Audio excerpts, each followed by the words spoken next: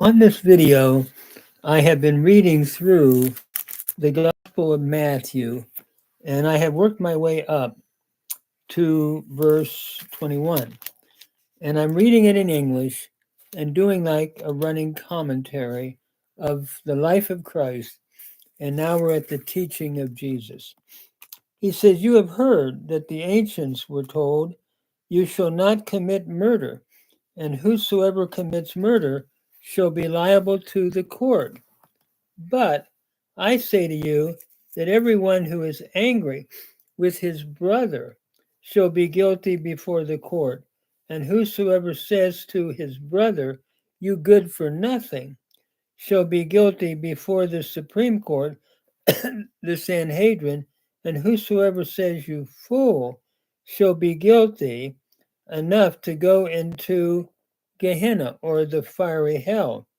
Therefore, if you are presenting your offering at the altar, and there remember that your brother has something against you, leave your offering there before the altar and go first, be reconciled to your brother, and then come and present your offering. Make friends quickly with your opponent at law while you are with him on the way, so that your opponent may not hand you over to the judge, and the judge then to the officer, and you shall be thrown into prison. Truly I say to you, you will not come out until you have paid the last cent."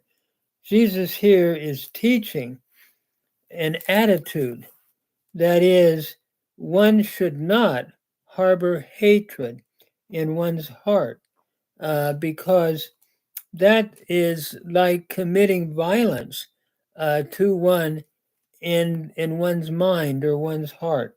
And so Jesus is going to the very source of the problem. What causes violence and evil? It's hatred in the heart, he's saying. Then he moves on to adultery. "You have heard that it was said, 'You shall not commit adultery.' But I say to you, everyone who looks at a woman with lust for her has already committed adultery with her in his heart. If your right eye makes you stumble, tear it out and throw it from you, for it is better for you to lose one of your parts of your body than for your whole body to be thrown into hell," or Gehenna.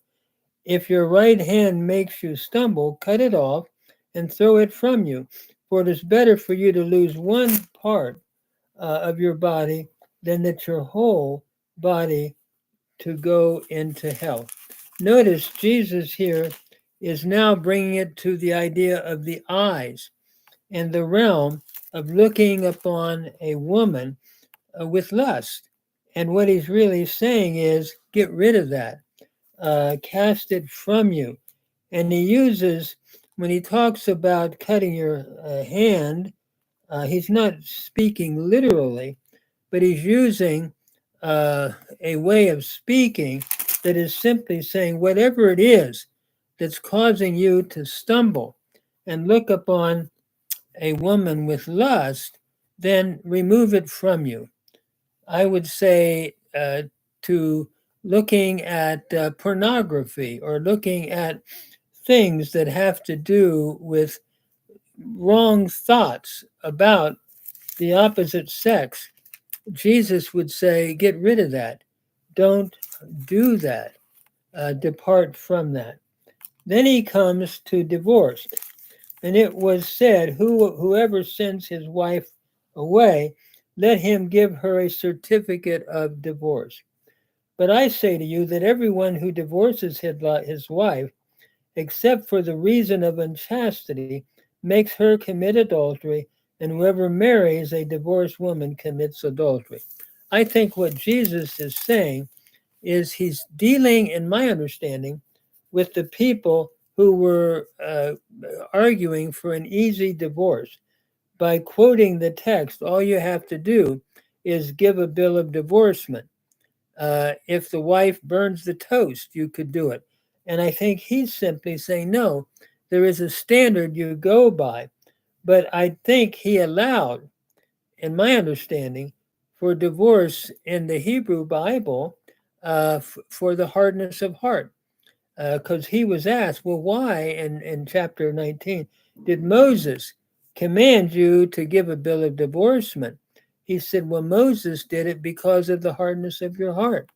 But it's sort of like if you have a 55-mile speed, you're to travel that. But if you're an emergency vehicle going to the hospital, you may go over that to save life. And I think I would apply it in that sense, that the normative speed for conducting one's life relative to divorce is not an easy divorcism. But on the other hand, if there is the hardness of human heart, I do believe from the Hebrew scriptures that Jesus allowed for divorce and remarriage, would be my understanding. Then we move on. Again, you have heard that the ancients were told, you shall not make false vows, but shall fulfill your vows to the Lord. But I say to you, make no oath at all, either by heaven, for it is the throne of God, or by the earth, for it is the footstool of his feet, or by Jerusalem, for it is the city of the great king. Nor shall you make an oath by your head, for you cannot make one hair white or black. And how true that is as we get older. But let your statement be yes, yes, and no, no. Anything beyond these is of evil. In other words, I think there were those devising excuses. If you swear on the Bible or you swear by heaven, then you can not tell the truth and get, I mean, if you swear on the Bible, then you don't do that.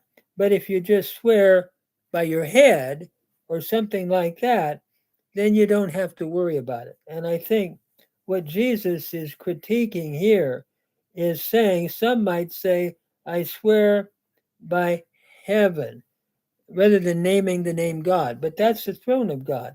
Or you might say, I swear by earth, but that's his footstool. Or you might say, I swear by Jerusalem, but that is the city of the great king. In other words, I think he's saying, don't find an excuse to not tell the truth. Uh, be honest, yet your speech be yes, yes, and no, no. Then he moves to the area of non resistance. He says, you have heard that it was said, an eye for an eye, and a tooth for a tooth. But I say to you, do not resist an evil person, but whoever slaps you on the right cheek, turn the other to him also. If anyone wants to sue you and take your shirt, then let him have your coat also. Whoever forces you to go 1 mile, go with him 2. And then finally, give to him who asks of you, and do not turn away from him who wants to borrow from you. I think Jesus is speaking of a, can I say, kind attitude, loving your neighbor as yourself, and living life in a non resistant manner toward others. I think that's his main point. And then he comes in verse 43 and following. He says, you have heard that it was said, you shall love your neighbor and hate your enemy. But I say to you, love your enemies and pray for those who persecute you, so that you may be sons of your Father who is in heaven.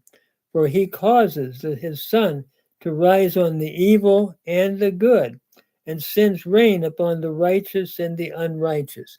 He does good to both. By sending rain, he's saying, by causing the sun. For if you love those who love you, what reward do you have? Do not even the tax collectors do the same? And they were a despised lot in the first century because they would take advantage of people, and they love those that love them, Jesus is saying. But you not only greet, if you only greet your brethren, what more are you doing than these? So, therefore, notice he says, be perfect as your Father in heaven is perfect. I think he's saying, be complete in the way you treat people. I don't think he's talking about an emotional response, but the way you treat people. You try to treat them in a kind way, like you would want to be treated. I think that's his point. Love your neighbor as yourself. And Jesus will say that as he comes to the end of the Sermon on the Mount, where he will encourage them to follow the idea of loving one's neighbor as one's self. It doesn't mean you have an emotional feeling, it just means that you treat people in a kind way. I think that's his point. And so Jesus is the great teacher of Christians. And I think he's talking about the life of one who wants to follow Christ in the Sermon on the Mount, which is a great section of the teaching of Jesus, our Lord Jesus Christ.